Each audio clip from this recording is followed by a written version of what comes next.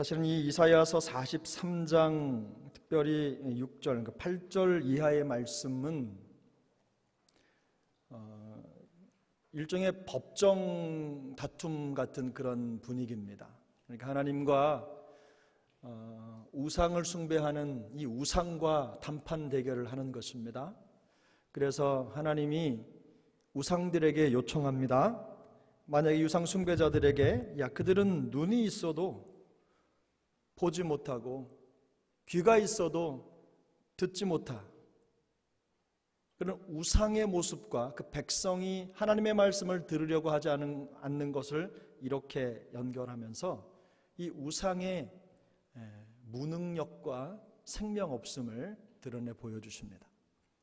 그리고 마치 그 우상이 하나님인 것처럼 섬기고 따르는 자들의 이 안타까움, 이 무지를 하나님이 일깨워 주시면서 하나님은 이 법정에 자신이서 자기를 마치 변호하는 것처럼 자기를 소개하십니다. 오직 하나님 자신만이 참 신임을 말씀하고 있는 것입니다. 하나님의 구원을 선포하고 또 눈이 있어도 보지 못하고 귀가 있어도 듣지 못하는 그 백성들을 꾸짖으면서 살아계신 참 하나님이 나라는 것을, 생명 없는 것들을 맹목적으로 섬기는 이 우상 숭배자들의 무지함을 지적하고 또 하나님의 백성이 바로 이 살아계신 하나님을 섬기는 자들이라고 하는 그런 증거를 보여주시는 거예요. 그래서 우상을 섬기는 사람들은 우상이 듣는지 보는지 혹은 말하는지를 증거하라는 것입니다. 그런 다음에 하나님의 백성들에게는 너희가 나의 증인이다.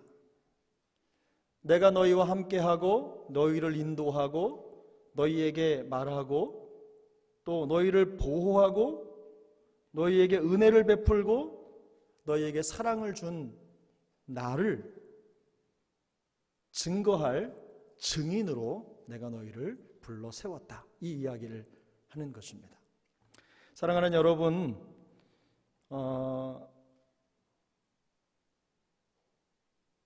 여러분은 하나님의 증인이십니까? 하나님이 여러분의 증인이십니까? 여러분이 하나님의 증인이십니까? 여러분 오늘 아침부터 대답이 별로 없으십니다. 여러분 하나님의 증인이십니까? 성경은 분명히 내가 하나님의 백성이라면 우리는 하나님의 증인이라고 말씀하고 있는 것입니다. 그리고 여기에 보면 여기가 너희가 나를 알고 믿으며 내가 그인 줄 깨닫게 하려 함이라 이랬잖아요. 이게 알고가 뭘까요? 우리가 배운 대로 뭘까요? 기억하시는 분이 계시네요. 맞아요. 야다 기노스코. 하나님을 체험적으로, 인격적으로, 관계적으로 깊이 있게 만나고 그분이 누군지를 아는 거예요. 그래서 너희는 우상을 섬기는 자들하고는 다르다. 전능하신 나, 이 하나님에 대한 증거를 제시할 수 있는 자들이다. 이런 이야기를 하고 있는 것입니다. 근데 우리가 이제 이 하나님에 대해서 공부를 해야 될 텐데, 하나님은 오늘 본문에서 보면 자기 자신을 유일한 구원자라고 소개를 하세요. 그래서 이 하나님의 이 구원을 완전하게 실행하시기 전에 하나님은 백성들에게 내가 누구인지를 소개하시는 겁니다. 그래서 이런 천하의 이런 구원을 이룰 수 있는 신은 오직 나밖에 없다. 이전에도 나밖에 없었고 이후에도 나밖에 없다라고 하는 것을 선명하게 말씀해 주고 있는 것입니다. 우리가 그 하나님의 자녀인 줄 믿습니다. 그것이 우리의 신분입니다. 그래서 앞으로 우리 모두는 세상에 대하여 살아계신 하나님의 증인으로 살아갈 수 있기를 예수님의 이름으로 축복합니다. 그러면 이 하나님이 어떤 분인지를 알아야 될 텐데, 그래야지 얘기를 할 텐데, 그래서 오늘 제목이 뭡니까? 제8강 시작. 하나님은 어떤 분이신가? 입니다. 그리고 첫 번째 하나님은 실제로 존재하시는 분이세요. 하나님의 존재하시는 분이시다라고 하는 것을 증명해내기 위해서 세상 사람들이 수많은 방법을 동원했습니다. 철학적인 방법들이고 깊은 생각이죠. 사유함으로 하나님이 어떤 하나님인지를 증명해내는 것입니다. 특별계시인 성경이 말씀하고 있는 것 이외에 이 세상 만물을 통해서 하나님이 어떤 하나님이신지 그 하나님의 존재를 증명하는 방법들이 정말 많았어요. 근데 그 중에 몇 가지만 제가 추려서 했는데, 이게 내용을 더 많이 적었는데 분량이 너무 많아서 다 뺐습니다. 그래서 이것만 알고 계시면 됩니다. 첫 번째, 하나님의 존재를 증명하기 위한 노력들이 있는데, 이 세상에 있는 요소로 하나님의 존재를 증명하려고 하는 노력을 자연신학이라 그래요. 자연신학. 그래서 이 자연에 있는 세상 모든 만물을 통해서 하나님을 증명하려고 하는 노력, 그것이 자연신학이다. 그런데 그 자연신학 속에 있는 논증들이 이런 것들이 있다는 겁니다. 첫 번째는 이 안셀무스라고 하는 사람이 주장한 건데, 존재론적 논증입니다. 존재론적 논증. 그 밑에 읽어보겠습니다. 시작. 가장 완전한 존재가 우리 마음 속에서뿐 아니라 실제로도 존재한다. 그러니까 우리가 하나님을 생각할 때 하나님은 우리가 생각하는 것 이상 위의 이상이다. 그래서 하나님보다 더 위에 있는 존재는 없다. 만약에 하나님이 없다고 생각하면 그보다 더 위에 있는 존재를 생각해내야 되는데 그게 불가능하다는 것입니다. 그래서 그 하나님이 가장 끝에 있는 존재다. 바로 그 존재가 하나님이다 라고 생각하는 것이 이 존재론적인 생각입니다. 두 번째는 뭐냐면 목적론적 논증입니다. 목적론적 논증이죠. 그 윌리엄 펠레이라고 하는 사람이 이 주장을 한 건데, 밑에 읽어보겠습니다. 시작. 우주는 설계자에 의해 설계되었으며 그 분명한 목적이 있다입니다. 니은자가 빠졌어요.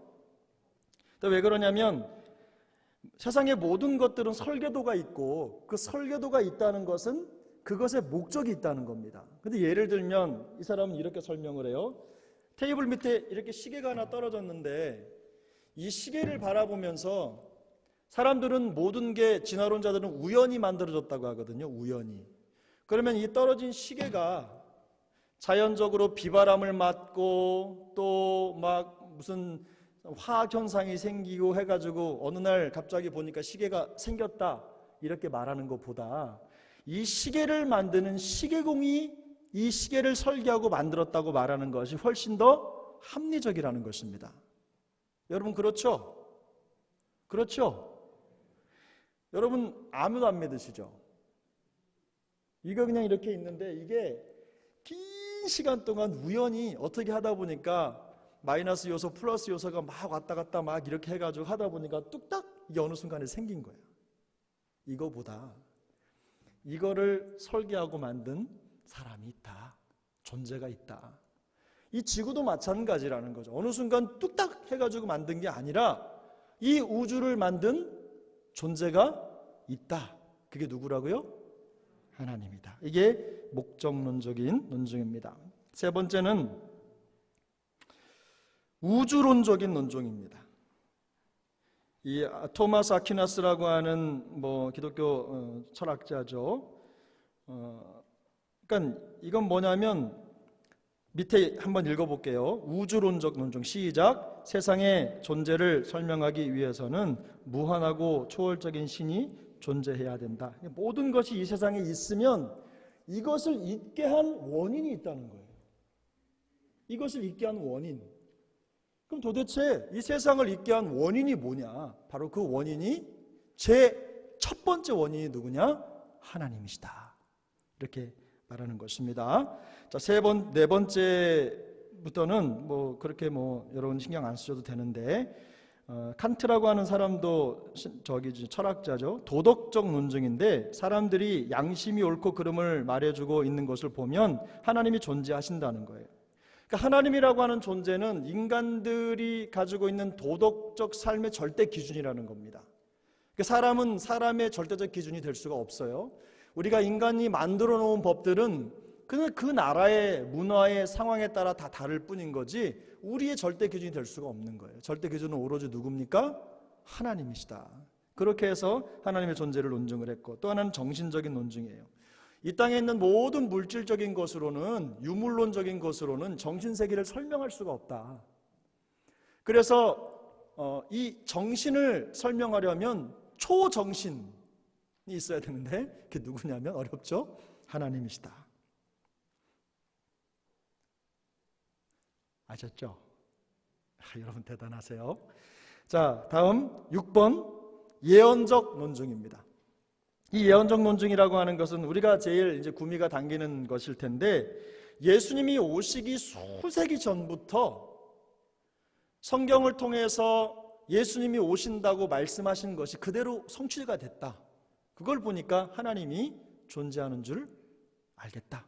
이렇게 말하는 겁니다. 그게 예언적 논증이고, 마지막 7번째는 기독론적 논증이라고 하는데, 기독론이라고 하는 건 이제 그리스도에 대한 거죠. 예수 그리스도와 관련된 사실이죠. 이 그리스도 안에서 그 예수님이 행하시고 살아오셨던 모든 그런 것들, 하나님 예수님이라고 하는 존재는 이 하나님이 계시다고 하는 것을 가정해야지만 만족하게 설명이 된다는 겁니다.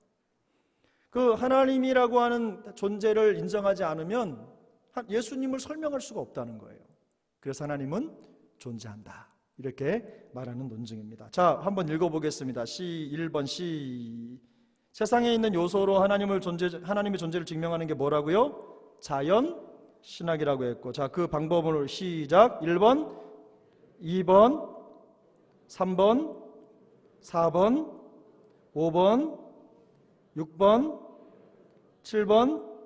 예, 여러분 석사 과정에서나 배우는 거를 여러분 벌써 다 습득을 하셨어요. 그러나 성경은 이번에 하나님의 존재를 증명하지 않고 선언합니다. 그래서 창세기 1장 1절에 보면 태초에 하나님이 천지를 창조하시니라 그랬지, 하나님이 어떻게 해서 어떤 존재로 있고라고 말하지 않아요. 그죠? 하나님이 태초에 천지를 창조하셨다는 것 자체가 선언이죠. 선포고. 그래서 하나님은 그냥 하나님이 계시다고 하는 것을 선언할 뿐인 거지 그걸 존재를 증명하려고 하지 않아요. 어차피 우리가 하나님의 방법으로 하나님의 존재를 증명한다고 해서 사람들이 알아들을 수가 없거든요. 출애굽기 3장 14절도 하나님을 모세가 그러잖아요. 나를 누가 보냈냐고 물어보면 뭐라고 대답합니까? 할 때 이렇게 대답하죠. 야, 나는 나야. 이게 하나님이 자기 존재를 말씀하시는 방법이었어요. 나라니까 나, 하나님, 여호와, 나. 모르겠어? 누가 보냈냐 그러면 여호와 하나님이 보냈다 그래. 나는 스스로 있는 자의 I am that I am. 나는 나야. 이렇게 말한 거예요. 그래서 그것이 바로 출애굽기 3장 14절에 있는 내용입니다. 선언이죠. 근데 하나님이 실제로 존재하시는지, 그런데 우리가 어떻게 할 수 있느냐? 다는 모르지만 우리에게 그런 방법들이 있다는 건데, 첫 번째는 그가 만드신 세상 만물을 통해서 하나님의 존재를 알 수가 있어요. 우주의 질서라든지 인간 몸의 신비라든지 혹은 자연 법칙이라든지 조화라든지 이런 모든 세상 만물에 대해서 우리가 정직하게 반응을 하면 하나님을 인정하지 않을 수가 없다는 거죠. 그래서 그런 이야기를 하더라고요. 저도 한번 꼭 가보고 싶은데, 저기 그 남아프리카 공화국 같은 데 있잖아요. 그런데 가서 다녀오신 분 계세요? 남아공 다녀오신 분? 우리 언제 한번 갑시다. 근데 거기 가가지고 그 자연을 보면 하나님의 존재를 그냥 인정하게 된대요. 그걸 보고도 하나님의 존재를 인정하지 못하면 그 사람이 아니랍니다. 엄청나답니다. 세상에. 그리고 우주선을 타고 나간 사람들이 지구를 내려다보면서 하나님의 존재를 인정할 수밖에 없대요. 그런 날이 오겠죠. 우리가 살았을 때 그런 날이 오기를 바랍니다. 그래서 하나님은 그런 과정 때문에 세상 만물을 통해서 말씀하실 때 로마서 1장에 보면 우리가 잘 아는 말씀이죠. 한번 읽어보겠습니다. 시작. 이는 하나님을 알만한 것이 그들 속에 보임이라. 하나님께서 이를 그들에게 보이셨느니라. 창세로부터 그의 보이지 아니하는 것들 곧 그의 영원한 능력과 신성이 그가 만드신 만물에 분명히 보여 알려졌나니 그러므로 그들이 핑계하지 못할지니라. 어떤 사람들은 하나님에 대해서 알지 못해서 내가 믿지 못했습니다 라고 하늘에 올라가서 말할 수 있는 사람이 있을 수도 있지만 성경은 뭐라고 얘기해요? 핑계하지 못한다. 핑계하지 못한다.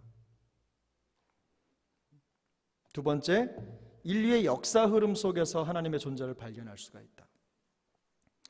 사도행전 17장입니다. 같이 읽습니다.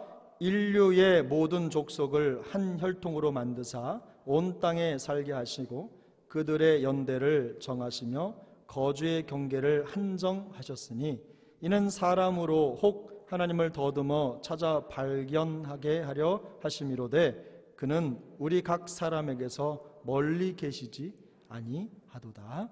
아멘. 역사의 흐름과 과정을 통해서 하나님이 모든 장치들 거기에 넣어두셔서 사람들이 선명한 계시를 듣지 못해도 더듬어서 하나님을 발견해 찾아갈 수 있도록 해놓으셨다는 겁니다. 3번입니다. 성경과 믿음을 통해 하나님이 실제하신다는 것을 사실을 알 수 있다. 누가복음 10장 22절입니다. 시작. 내가 아버지께서 모든 것을 내게 주셨으니 아버지 외에는 아들이 누구인지 아는 자가 없고 아들과 또 아들의 소원대로 계시를 받는 자 외에는 아버지가 누구인지 아는 자가 없나이다 하시고. 아멘. 그래서 우리가 주님을 알고 믿을수록 사실은 하나님을 더 많이 알게 됩니다. 그래서 우리가 알기 때문에 하나님을 더 잘 믿는 게 아니라 이게 순서가 반대입니다. 우리가 하나님을 믿고 순종할수록 하나님을 더 알게 되는 거예요. 그게 신앙 순종의 법칙입니다. 그래서 신앙생활을 잘 하시는 분들을 보면 하나님의 말씀 앞에서 절대 순종의 삶을 살기 위해 몸부림칩니다. 왜냐하면 그렇게 해야 하나님의 뜻을 더 잘 알 수가 있거든요. 그런데 하나님의 뜻을 알고 움직이겠다고 하는 사람은 평생 못 움직입니다. 이 길이 아닌 게벼, 여기가 아닌 게벼, 맨날 그렇게만 하는 거예요. 왜냐하면 내 머릿속에 돌아가는 생각들은 하나님의 의지와 생각이기보다는 내 관심사, 내 생각, 내 의지가 더 많기 때문에, 그게 지배적이기 때문에. 그래서 하나님의 뜻을 밝게 찾아갈 수가 없는 겁니다. 그래서 성경과 믿음을 통해서 우리는 하나님의 실제, 하나님의 뜻을 더 잘 발견해 갈 수 있다. 그래서 우리의 믿음의 시작은 논리적인 증거에서 출발하지 않는다는 것을 여러분 기억하시기 바랍니다. 중요합니다, 여러분. 우리의 신앙이 언제 논리적인 것에서 시작했어요? 여러분, 하나님이 태초에 하나님이 천지를 창조하시니라 그 논리를 한번 대보세요. 없어요. 하나님이 우리에게 뭘 주셨어요? 믿을 수 있는 믿음을 주신 거예요. 할렐루야. 그것이 우리 믿음의 시작입니다. 우리 믿음의 시작을 누가 시작하셨습니까? 하나님이 시작하셨어요. 하나님이 우리를 먼저 사랑하셔서 우리를 구원해 주시고 우리에게 믿음을 주셨어요. 그래서 그 믿음은 눈이 돼서 하나님의 실제를 보고 역사를 보고 하나님의 음성을 듣는 귀가 되고 눈이 되는 것입니다. 감각이 되는 것입니다. 그래서 믿음은 단순히 추상적인 게 아닙니다. 영적인 감각입니다. 제7의 감각이에요. 우리가 보고 듣고 말하고 이런 거 있잖아요. 촉각, 터치하고 이런 모든 것들을 뛰어넘는, 세상 사람들은 보지 못하는 것들을 터치하고 만질 수 있는 제7의 감각이 믿음이에요. 믿음의 부유한 여러분 되시기를 축복합니다. 4번, 우리의 삶 속에서 살아계신 하나님의 존재를 발견할 수 있다. 저도 그렇습니다. 저도 제 삶이 하나님 존재의 증거입니다.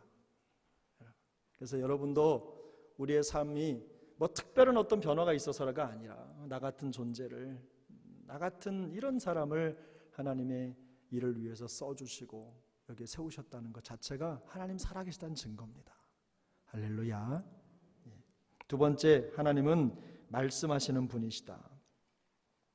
하나님이 왜 말씀하시는 분으로 우리에게 보여지냐면요, 우리가 하나님을 찾아낼 수가 없어요. 하나님이 말씀하셔야 하나님을 찾아낼 수 있어요. 그래서 하나님은 우리가 하나님을 찾아내는 것이 아니라 하나님이 우리에게 자신을 드러내셔야 우리가 하나님을 알 수 있어요. 여러분, 이것은 우리가 지지난 시간 배운 것처럼 유한이 무한을 계산할 수가 없어요. 제한적인 우리가 무한하신 하나님을 담을 수가 없어요. 도저히 생각할 수가 없어요. 그려낼 수가 없어요. 그렇기 때문에 하나님이 당신을 우리에게 보여주실 때 우리가 하나님을 알게 되는 것인데, 그래서 하나님은 말씀하시는데, 하나님은 이 음성으로 글로도 말씀하시지만 그분의 창조 세계를 통해서 우리에게 말씀하신다. 1번에 시편 19편입니다. 시작. 하늘이 하나님의 영광을 선포하고 궁창이 그의 손으로 하신 일을 나타내는도다. 날은 날에게 말하고 밤은 밤에게 지식을 전하니 언어도 없고 말씀도 없으며 들리는 소리도 없으나 그의 소리가 온 땅에 통하고 그의 말씀이 세상 끝까지 이르도다. 하나님이 해를 위하여 하늘에 장막을 베푸셨도다. 아멘. 그래서 하나님은 이 성경에 기록된, 성경 말씀이 기록된 이것을 통해서만 말씀하시는 것이 아니라 천지를 창조하실 때부터 지금까지 끊임없이 여러 방법을 통해서 우리에게 말씀하신다. 그래서 영적으로 깨어있는 사람들은요, 세상 만물의 흐름과 계절의 바뀜과 이런 만물에 일어나고 눕고 하는 모든 과정을 통해서 하나님의 음성을 듣습니다. 민감한 거죠.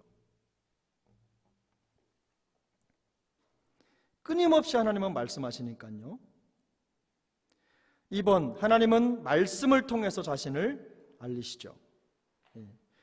여러분, 이런 말이 있어요. 하나님은 말씀하시는 게 사명이시고 사람은 듣는 게 사명입니다. 그런 것 같습니까? 하나님은 우리에게 말씀하시고 우리는 어떻게 한다? 듣는다. 그게 바로 신앙의 원리입니다. 신앙생활을 잘하는 사람은 하나님께 말하기보다 하나님의 음성을 듣는 데 익숙하죠. 말씀을 듣죠. 말씀을 듣고 적용하죠. 기도도 마찬가지예요. 기도의 초보는 구합니다. 그러나 기도의 프로는 듣습니다. 이것이 바로 기도의 깊이를 더해가는 방법이죠. 그래서 하나님은 말씀하시고 그 본성 자체가 말씀이시잖아요. 로고스. 태초에 말씀이 계셨잖아요. 그 말씀이 육신이 되셨잖아요. 우리 가운데 거하셨잖아요. 하나님은 본성이 말씀이신 거예요. 우리는 뭡니까? 그 말씀을 보고 듣는 거예요. 그게 사명인 거예요. 그래서 예수님이 오셔가지고 마지막 때 말씀하시면서 그랬잖아요. 소경도 고쳐주시고 손 마른 자도 고쳐주시고 하는 그런 이유가 뭡니까? 눈이 있어도 보지 못하고 귀가 있어도 듣지 못하는 세대를 향해서 예수님이 영적 귀머거리, 영적인 이 안 못 보는 사람들을 고치시고 새롭게 하시는 겁니다. 그래서 여러분, 우리가 눈 뜨고 있다고 해서 다 보는 게 아닙니다. 여러분 보세요. 여러분 지금 눈 뜨고 계셔도 머리는 지금 주무시고 계신 분들이 계셔요. 눈 뜨고 있어도 다 보는 게 아니에요. 귀가 열려 있어도 듣는 게 아니에요. 나가면서 아무것도 마음속에 고인 것이 없으면 안 들은 거예요. 3번, 하나님은 자신의 독생자를 통해서 계시하신다. 독생자가 누굽니까? 그래서 예수님은 우리에게 자신의 계시를, 하나님의 계시를 깨우쳐 주시려고 오셨어요. 요한일서 5장 20절입니다. 같이 읽습니다. 또 아는 것은 하나님의 아들이 이르러 우리에게 지각을 주사 우리로 참된 자를 알게 하신 것과 또한 우리가 참된 자 곧 그의 아들 예수 그리스도 안에 있는 것이니 그는 참 하나님이요 영생이시니라. 아멘. 그래서 예수님은 우리에게 하나님의 계시를 깨우쳐 주시려고 이 땅에 오셨다는 것을 여러분 기억하시고, 그리고 예수님이 하나님 아버지를 우리에게 계시하셨죠. 그죠? 마태복음 11장 27절처럼 내 아버지께서 모든 것을 내게 주셨으니 아버지 외에는 아들을 아는 자가 없고 아들과 또 아들의 소원대로 계시를 받은 자 외에는 아버지를 아는 자가 없다. 그래서 지금 3번에 2번 하고 있는데 예수님이 하나님 아버지를 우리에게 어떻게 하셨다? 예, 눈치가 있으신 분은 1번, 2번, 3번 답이 같다는 걸 아실 겁니다. 3번 하나님 자신에 대한 가장 완벽한 계시의 완성된 계시는 누굽니까? 예수님이시다. 할렐루야. 그래서 여러분, 예수님을 본 자는 아버지를 본 자고, 예수님의 음성을 듣는 자는 아버지의 음성을 듣는 자고, 예수님을 영접한 자는 아버지를 영접한 자라고 예수님이 말씀하셨잖아요. 할렐루야. 자, 3번입니다. 하나님은 관계적인 분이시다. 오해가 있어요. 그러니까 하나님, 우리가 이렇게 섬길 때 그 불교 신자들은요, 여기 우리 최준민 집사님 댁 그 뒤편에 있는 절이 뭡니까? 예? 안 들려요. 예? 충민사 맞습니다. 그 충민사는 절이 아니고, 충민사는 이순신 장군의 유패를 모신다고 충민사 말고 그 옆에 절이 있어요. 예? 예. 석천사. 맞습니까? 근데 그 절에 가보면, 제가 가봤어요. 불공들이를 간 건 아닙니다. 근데 거기에 이렇게 큰 불상이 있어요. 근데 불교에서는요, 돈이 많고 이 불력이라고 하나요? 그러니까 불가에서 힘 센 거, 클수록 힘 세요. 비쌀수록 힘 세고, 그리고 은불상보다 금불상이 힘 셉니다. 그 논리가 그래요. 큰 돌이 작은 돌보다 능력 있어요. 그걸 믿고 있는 사람도 있어요. 그걸 따르는 사람도 있고. 근데 하나님도 그런 존재로 생각해요. 우리 마음속에 있는 그런 샤머니즘이나 이런 것들이 있기 때문에, 그래서 옛날에 그 로마 캐톨릭이, 여러분 저 유럽에 가시면 뭐 이 터키 이스탄불 같은데 성 안나 성당 이런 데 가면 천정이 그냥 어떻게 저렇게 지었나 싶을 정도로 높아요. 왜 그랬을까요? 하나님이 들어가면 그 하나님의 그 위엄과 그 영광과 그 하늘의 권위를 느끼도록 하기 위해서 그냥 뭐 어떤 거는 막 몇백 년 동안 그걸 지어요. 그거 하느라고 혈세 막 성도들이 혈세를 짜가지고 그렇게 짓는데, 그게 아니죠. 그게 아닌데 마치 하나님을 그런 하나님으로 인정하고 접근 불가능한 분으로 생각한다는 거죠. 근데 그렇지 않아요. 하나님은 매우 관계적인 분이셔요. 이 관계적인 분이시라는 것은 우리가 손을 뻗으면 닿을 만한 곳에 있는 분이라는 뜻이에요. 멀리 계신 분이 아니라는 거예요. 그래서 1번의 답은 뭡니까? 하나님은 어디 계신다? 가까이 계신다. 자, 시편 139편입니다. 시작. 내가 하늘에 올라갈지라도 거기 계시며 수월의 자리를 펼지라도 거기 계시니이다. 내가 새벽 날개를 치며 바다 끝에 가서 거주할지라도 거기서도 주의 손이 나를 인도하시며 주의 오른손이 나를 붙드시니이다. 아멘. 하나님은 가까이 계시다. 두 번째, 하나님은 우리의 모든 삶에 친밀히 관여하시는 분이시다. 많은 사람들이 하나님을 이해할 때 잘못 이해하는 게 뭐냐면, 하나님이 단순히 우리를 지켜보기만 하고 계신다. 요놈 어떻게 하는가 보자. 그렇게 한번 보자. 이러죠. 근데 여러분 보면요, 우리 안에도 우리 신앙생활 하면서도 동역하면서도 이런 경우가 있어요. 뭐가 좀 안 되면 도와주면 좋겠는데, 그거 참 어떻게 하나 보자. 너 잘하나 한번 보자. 한번 이렇게 하는가 보자. 이렇게 하면서 잘못하면 누가 그렇게 하라 그랬어? 이렇게 말하고 싶은 충동이 우리 안에 생긴단 말이죠. 이것은 성경적이 아닙니다. 하나님의 성품이 아닙니다. 그래서 하나님은 어떻게 한다고요? 친밀히 어떻게 하신다? 관여하신다. 이 관여하신다라고 하는 것은요, 함께 느낀다는 거예요. 여기 본문에 보면 공중의 새를 보라, 심지도 않고 거두지도 않고 창고에 모아들이지도 아니하되 너희 하늘아버지께서 기르신다. 먹이시고 함께 하시고 그들을 돌보신다는 뜻이에요.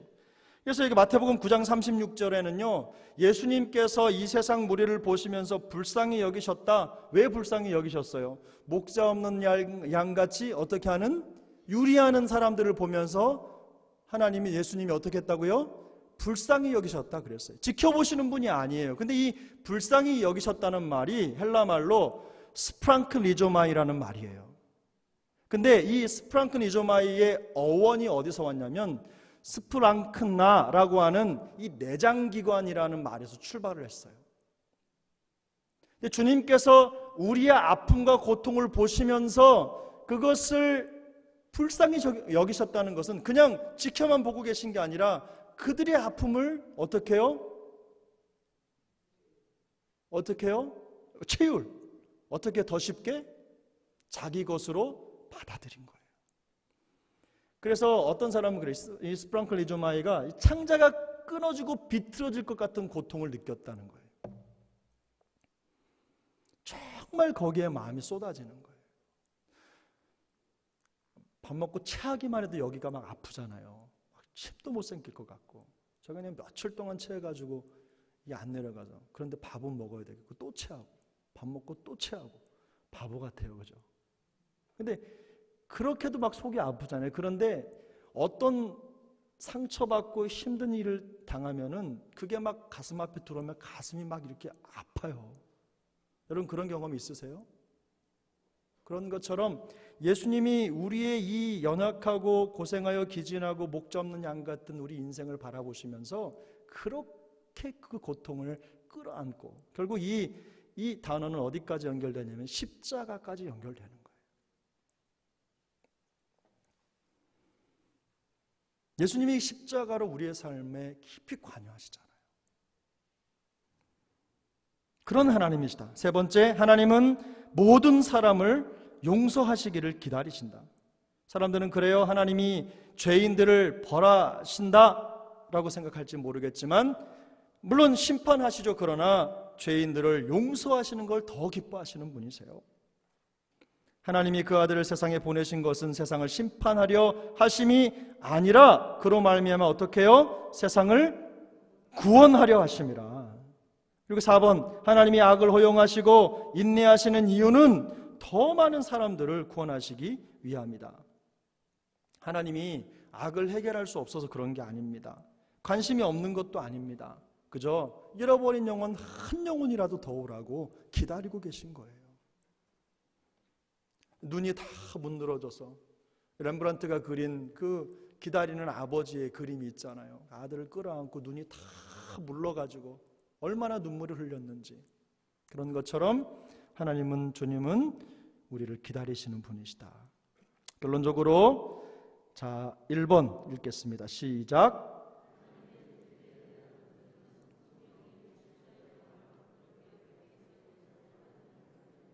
이게 무슨 말이냐면요, 우리가 1번에서 다뤘잖아요. 이런 논증 저런 논증. 그래서 불신자들은 하나님이 어떻게 계신지 한번 논증해봐, 이성적으로 접근하기를 원해요. 그런 걸 위해서라도 여러분들이 이런 걸 조금 알고 있으면 그들의 필요를 조금은 채울 수 있겠죠. 그러나 이게 아니야. 하나님은 논증으로 증명해낼 수 있는 분이 아니야. 결국은 믿음이야. 이렇게 가기 위해서 첫 다리 두 다리로 그런 필요하다는 겁니다. 불신자들을 위한 도구라는 겁니다. 두 번째, 우리의 믿음은 자연신학의 논증에 의존하지 않는다. 세 번째, 성경은 하나님의 실존을 증명하지 않고 어떻게 합니까? 선언한다. 여러분, 믿음을 증명해낼 수 있으세요? 여러분 믿음을 증명해낼 수 있으세요? 증명하실 수 있는 분 손 들어보세요. 믿음. 저만 들었나요? 믿음 증명하는 거 이거 쉽지 않아요. 믿음은 믿음입니다. 그런 것처럼 하나님의 증명도 마찬가지예요. 4번 시작. 하나님은 그의 독생자 예수 그리스도를 통해 자신을 계시하시고 우리의 모든 삶에 깊이 관여하시며 친밀하게 관계 맺기를 원하신다. 그런 하나님이라는 겁니다. 그래서 마지막으로 어떻게 해요? 시작.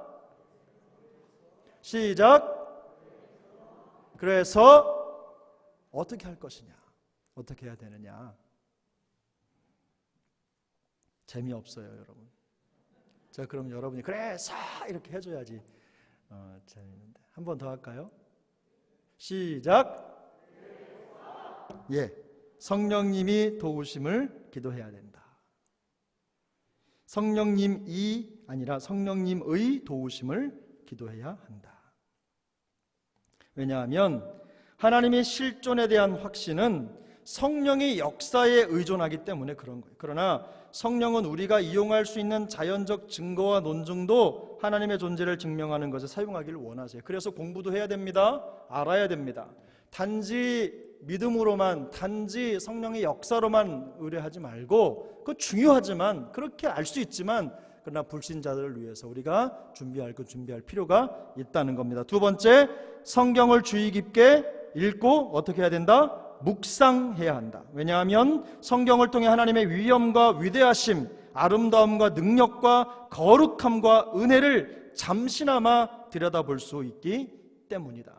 그래서 여러분, 하나님의 말씀을 모르면 지금 여기 말씀드린 하나님의 위엄과 위대하심과 그분의 아름다움과 능력과 거룩함과 은혜를 들여다보지 못하는 거예요. 하나님이 보여주시는 그것들을 이 계시를 통해 볼 수가 있기 때문에. 세 번째, 말씀 중심의 뭘까요? 신앙생활에 힘써야 된다. 자꾸 여러분 사람의 말에 마음을 빼앗기시면 안 됩니다. 하나님이 말씀하시는 대로 역사가 일어날 줄로 믿습니다. 왜냐하면 신실한 그리스도인들의 삶과 공동체를 통해 하나님이 어떤 분이신지를 경험할 수 있기 때문에 그런 겁니다. 여러분, 하나님은 단지 성경을 통해서만 경험할 수 있는 분이 아니에요. 하나님은 천지 만물을 통해서만 경험할 수 있는 분이 아니에요. 옆에 있는 지체를 통해서 살아계신 하나님을 경험합니다.